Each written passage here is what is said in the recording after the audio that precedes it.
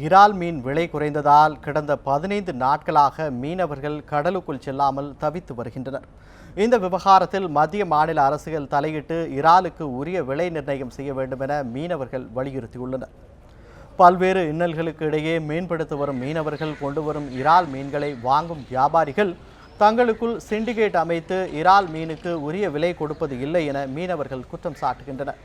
Kilo 650 ரூபாய்க்கு விற்பனையான இறால் மீன் தற்போது 400 ரூபாய்க்குத்தான் விற்கப்படுகிறது.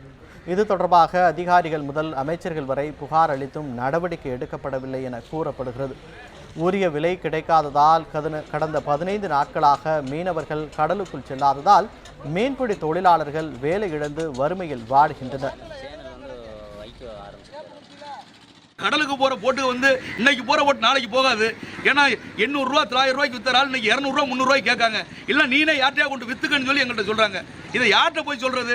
அரசாங்கத்தில் சொன்னா அரசாங்கம் கண்டுக்கிற மாதிரியே இல்லை. இந்த நிலை தொடரக்கூடாது. உடனே இதுக்கு உரிய விலை கிடைக்கிறதுக்கு இந்த மத்திய மாநில அரசாங்கங்கள் நடவடிக்கை எடுக்கணும். அந்த எக்ஸ்போர்ட்டர்களை கூப்பிட்டு பேசி எங்களுடைய வாழ்வாதாரத்தை பாதுகாக்கிறதுக்கு நடவடிக்கை எடுங்க. இலங்கை கடற்பட பிரச்சனையை தான் உங்களால் தீர்க்க முடியல.